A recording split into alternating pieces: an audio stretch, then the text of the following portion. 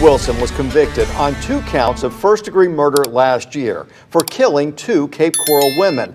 He landed on death row on August 30th.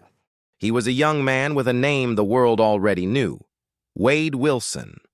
To most, it was the name of a comic book hero who wore a red mask and cracked jokes while fighting villains. But this Wade Wilson was no hero. His story was not drawn on glossy pages or played on a movie screen. His story was written in fear, blood, and the silence of 2 women who would never speak again. In a single night, within just a few hours, 2 lives were stolen. The acts were sudden and cruel, and when it was over, Wade Wilson did not hide. He picked up the phone, spoke to his own father, and with a chilling calm said he would do it again. The case shook people far beyond the city where it happened. It spread through newspapers, through television screens, across the endless scroll of the internet. People saw his face covered in tattoos. They heard his name and could not believe the connection. They shared the details, retold the story, and watched as every step of his trial filled the headlines. But the noise of the world should never drown out the truth. At the center of it all were 2 women, Christine and Diane.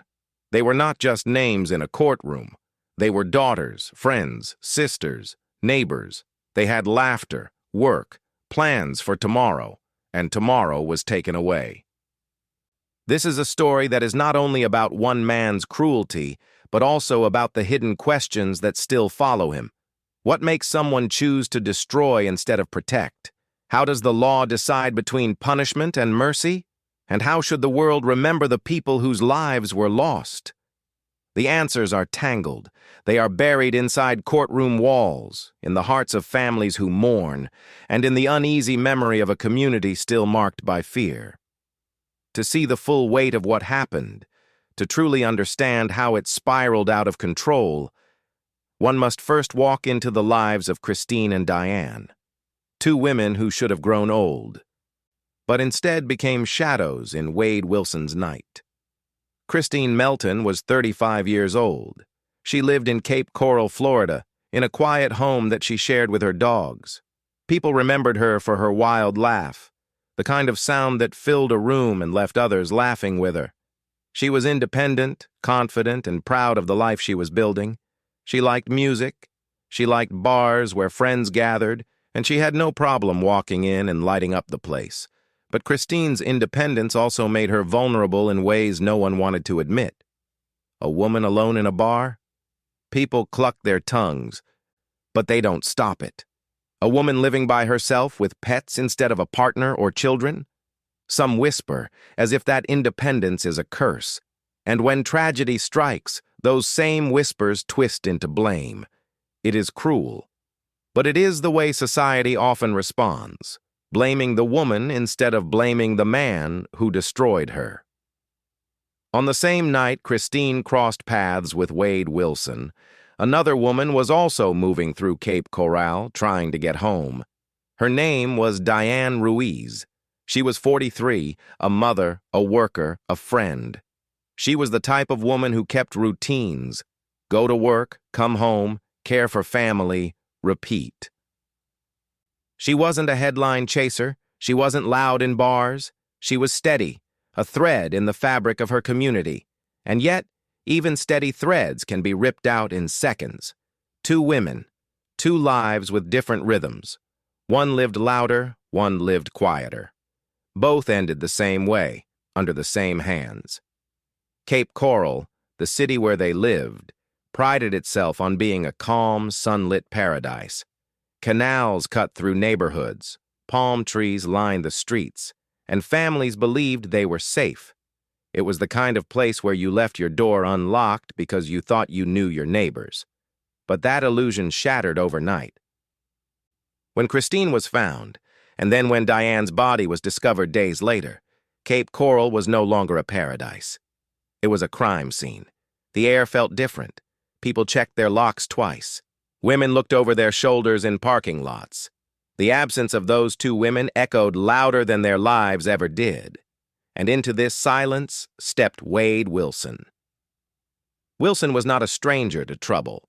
Long before his name was tied to murder, it was tied to petty crimes, burglaries, thefts, drugs.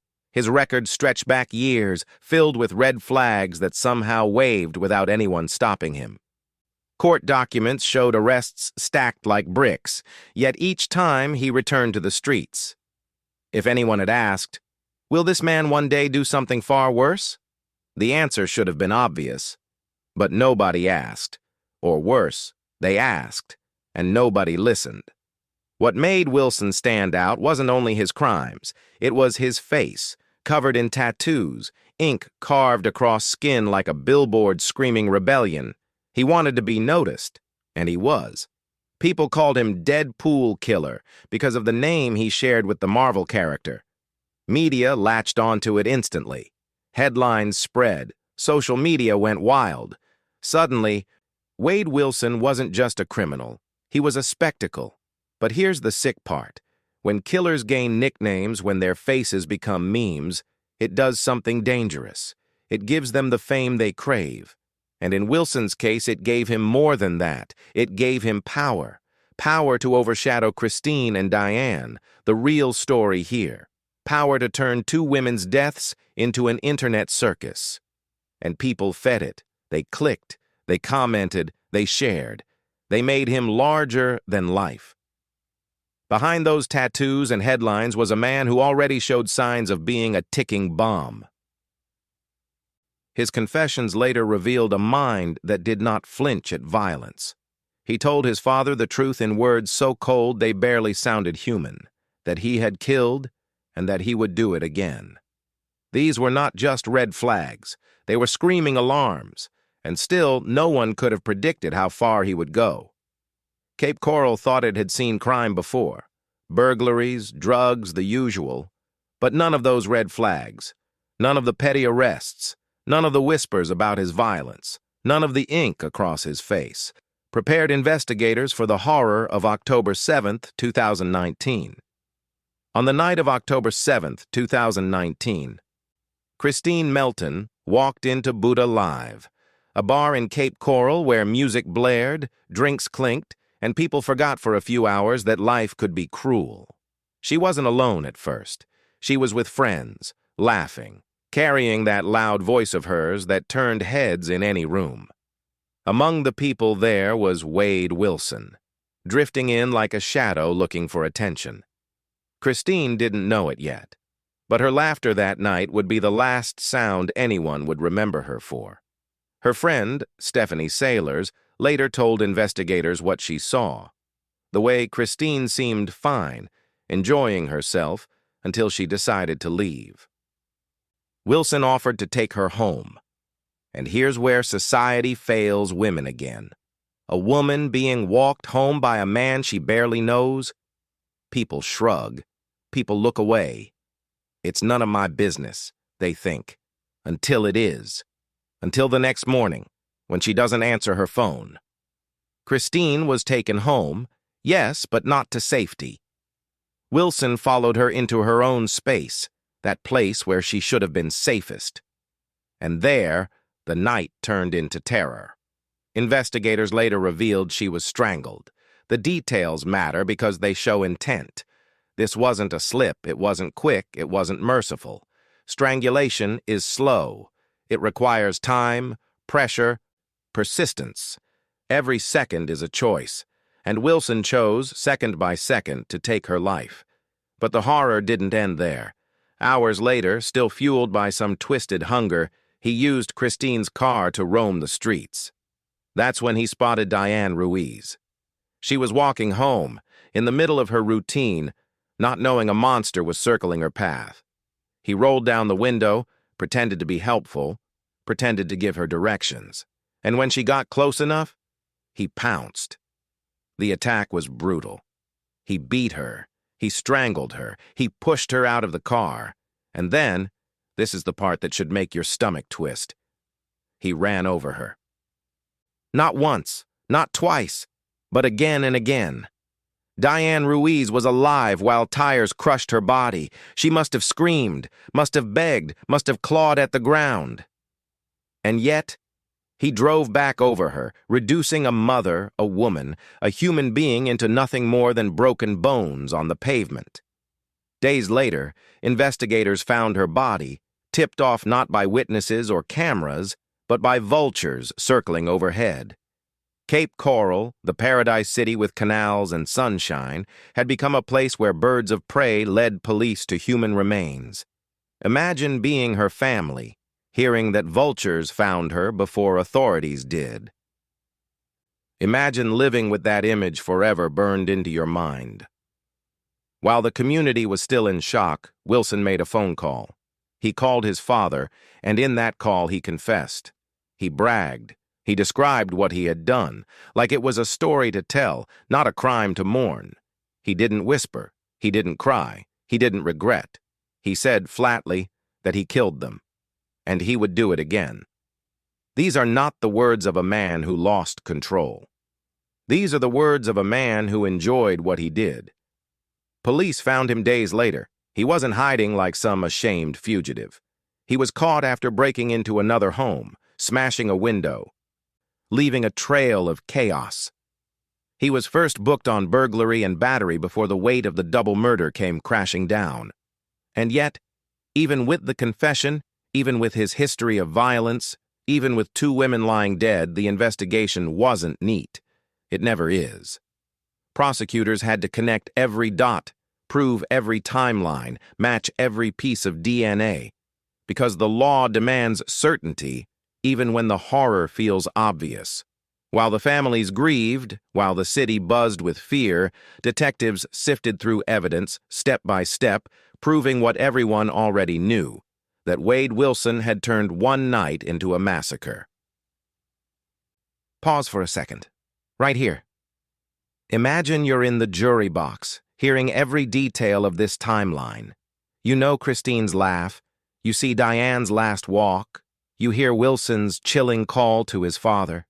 If you were forced to vote right now, would you convict? Yes or no? That's the question the jurors had to answer, and that's the question that should eat at you as this story unfolds. The courtroom became a theater.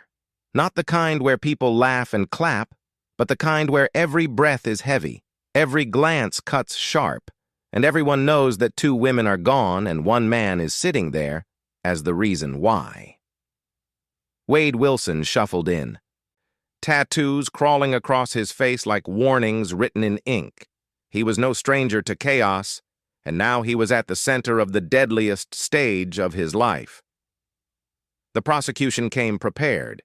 They didn't just walk in with papers and files. They walked in with the weight of Christine's laugh that would never echo again, with the absence of Diane's footsteps on her street, with the tears of families staring at the man who had ripped their worlds apart. They built their narrative carefully. It wasn't about one killing. It was about a pattern, about a man who, in the span of hours, strangled one woman, dumped her body, stole her car, and then hunted another woman down like prey.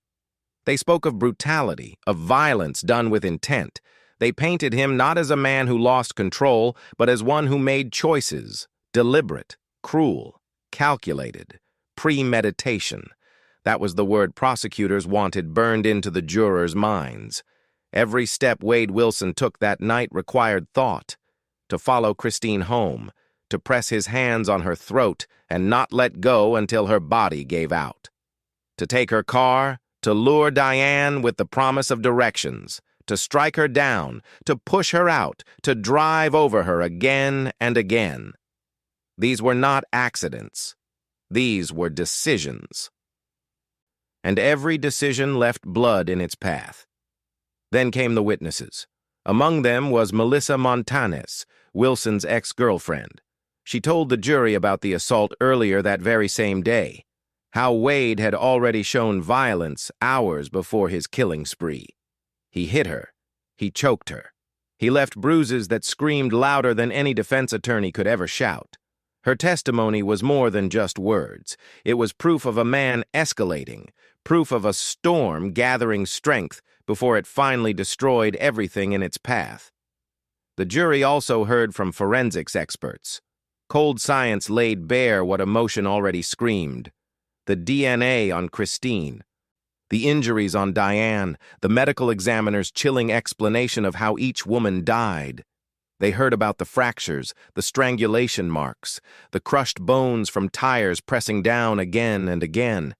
It wasn't just storytelling, it was evidence, irrefutable and ugly. But of course, the defense had their turn. Because even killers, even those who brag to their fathers about what they've done, are given a chance to be defended.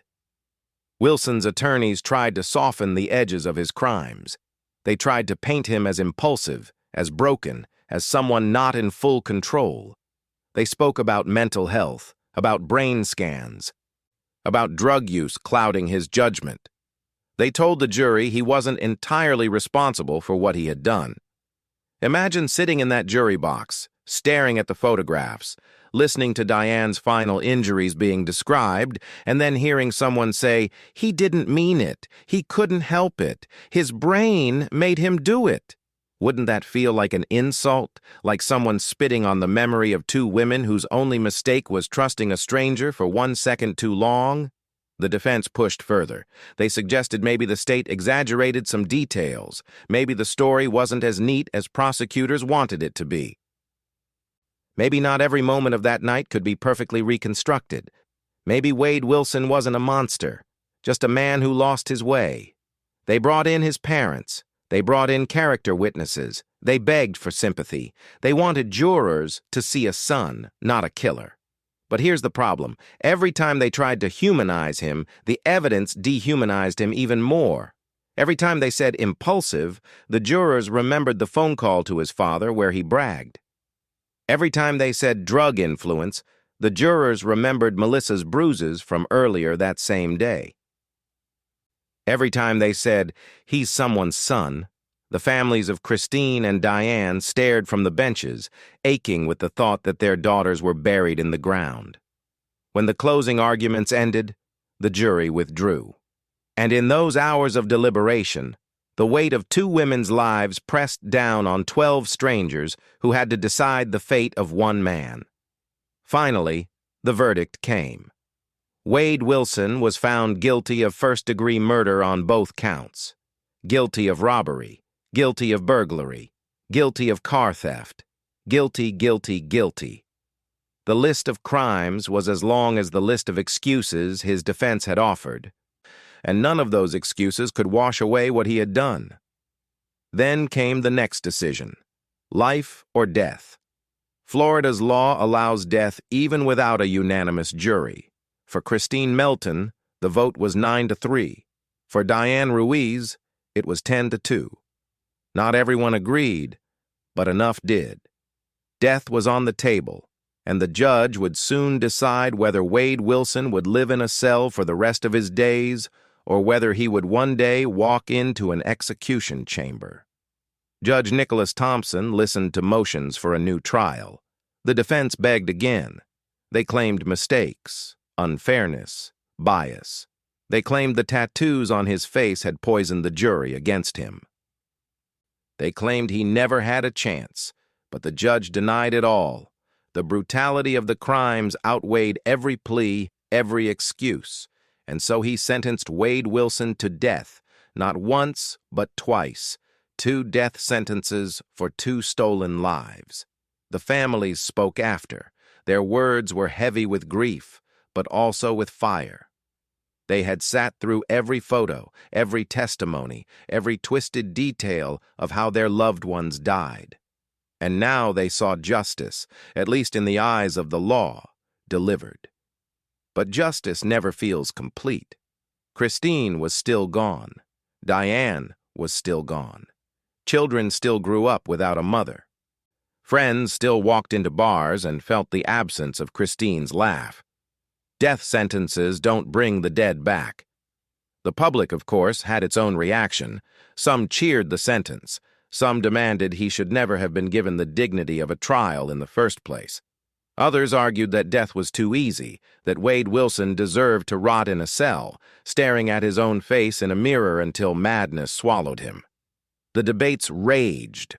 On social media, he became a symbol, an argument, a meme. The tattoos, the name Deadpool, the viral headlines, They kept him alive in the worst possible way. And that is the ugly truth of these trials. The killer becomes famous. The victims become footnotes. The families scream for people to remember Christine and Diane, but the world shares Wade's mugshot instead. People argue over his fate, but rarely mention the women who had their futures stolen.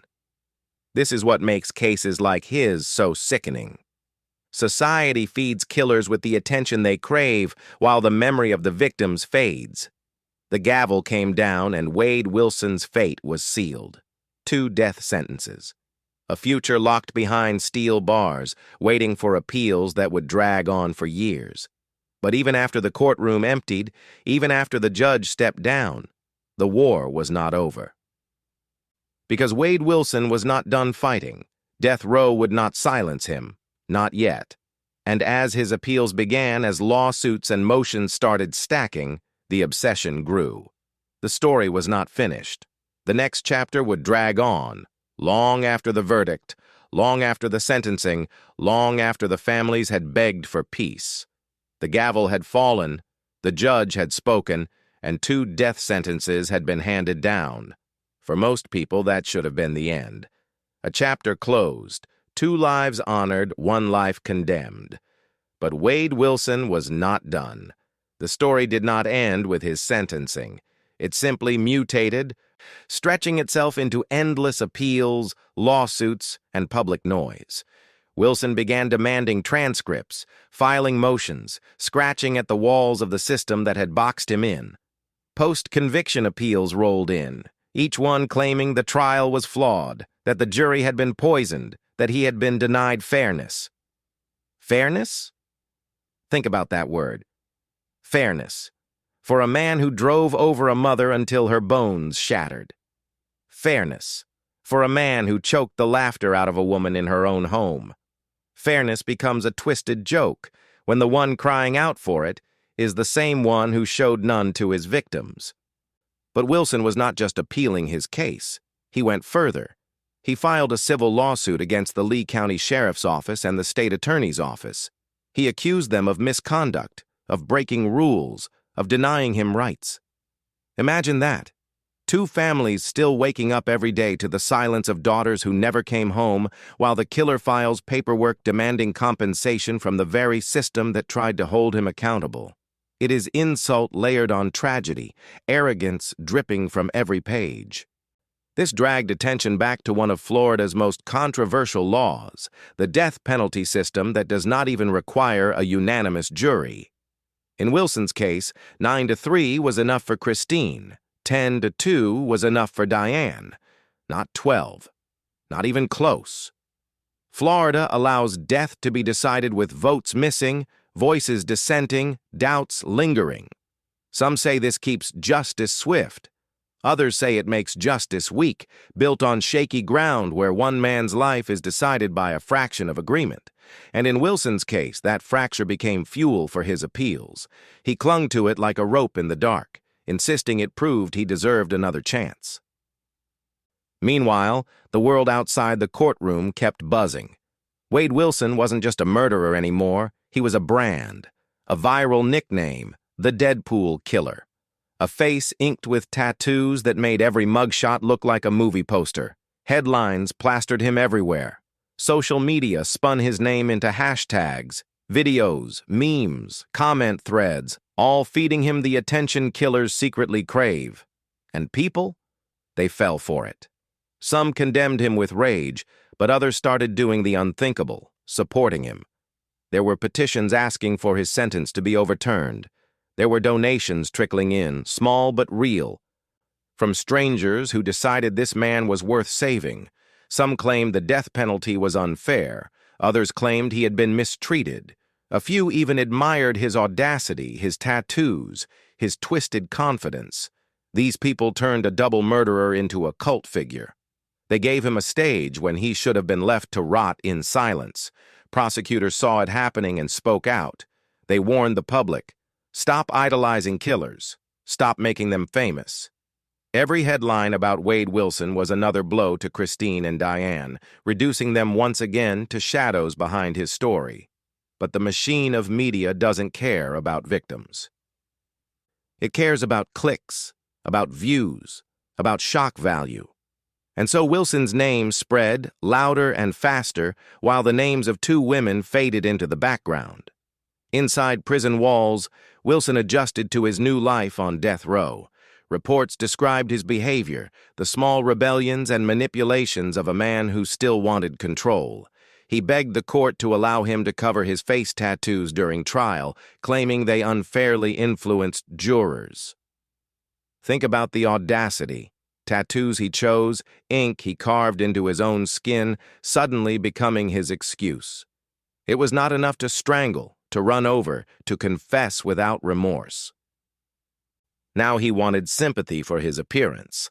He wanted to hide behind makeup, behind cover-ups, as if paint on his skin could erase the violence in his hands. He shifted his look in prison, trying to alter the image that the world had already stamped onto him. But no haircut, no cover-up, no act of reinvention could erase the memory of Christine's final moments or Diane's broken body on the roadside. He could scrub, he could plead, he could sue, but the blood was permanent. Wilson sat through transfers, moved between holdings, waiting for his appeals to crawl through the legal system. He was alive, breathing, eating meals, filing lawsuits. Meanwhile, Christine's dogs lived without her. Diane's children grew up without their mother.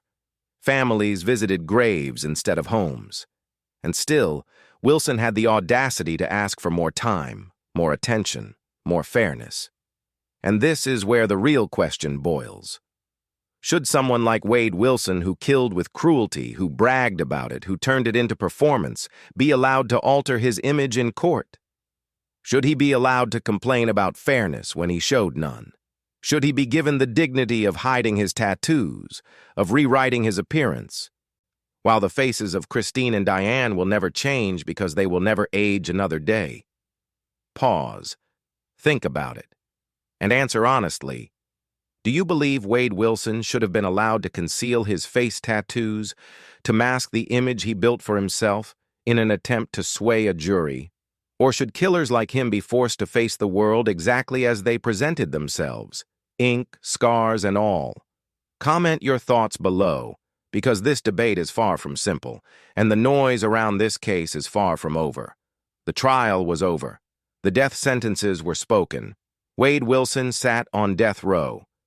But the question that haunted everyone wasn't what happened. We already knew. It was why. Why did he kill? Why did he strangle Christine in her own home? Why did he crush Diane under her own blood, circling back with a car until she was no longer breathing? When asked, Wilson did not offer sorrow. He did not stutter or choke on regret. He said it plainly. He killed for the sake of killing. Those words should freeze the soul. They should make anyone listening realize that what sat in front of them was not just a man, not just another criminal. It was someone who admitted he enjoyed destruction. Not for money, not for jealousy, not even for revenge, but for the act itself, the thrill, the cruelty, the power of watching life snuffed out beneath his hands and wheels. The defense tried to twist that into illness. They argued that Wade's brain was damaged, that impulsivity and drug use pushed him into darkness. They showed scans, they showed charts, they said maybe he wasn't fully responsible. But responsibility does not vanish when someone brags. Responsibility does not disappear when someone says, "I would do it again." That is not impulsivity. That is desire. That is hunger. The prosecution called it what it was: choice. Deliberate, repeated choice. And that is what separates Wade Wilson from the broken and the sick. He did not stumble into murder. He walked into it, grinned at it, and called his father to celebrate. But the questions dig deeper. What if? What if the justice system had taken his earlier crimes seriously?